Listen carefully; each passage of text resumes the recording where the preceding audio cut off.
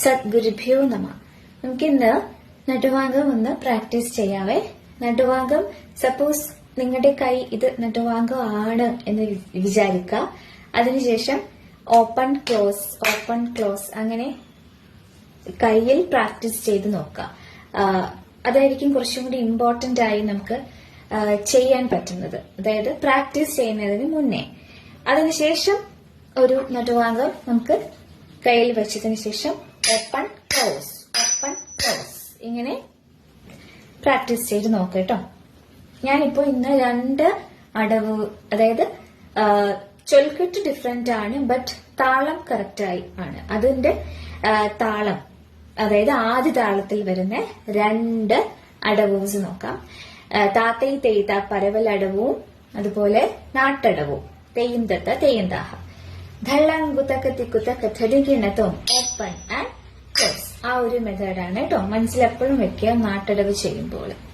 തെയ്യും തത്ത തെയ്യും താഹ, തെയ്യും തത്ത തെയ്യും താഹ, തെയ്യും തത്ത തെയ്യും താഹ, തെയ്യും തത്ത തെയ്യും താഹ, തെയ്യും തത്ത തെയ്യും താഹ,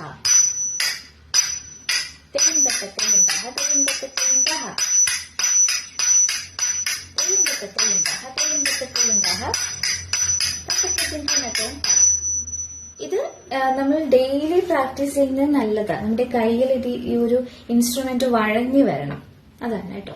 അടുത്തത് താത്തൈ തെയ്ത ദിത്തൈ തെയ്ത. പക്കടവ്, പരവലടവ് എന്നൊക്കെ നമുക്ക് വിശേഷിപ്പിക്കാവുന്ന ഒരു അടവാണ്. പേരുകൾ മാറ്റാം.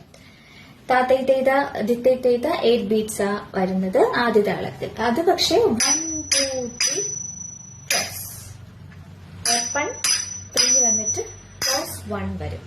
താ തെയ് തെയ് താ, ദി തെയ് തെയ് താ, താ തെയ് തെയ് താ, ദി തെയ് തെയ് താ,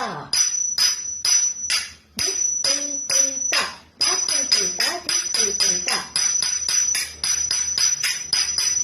ദി തെയ് തെയ് താ, ദാ തെയ് തെയ് താ.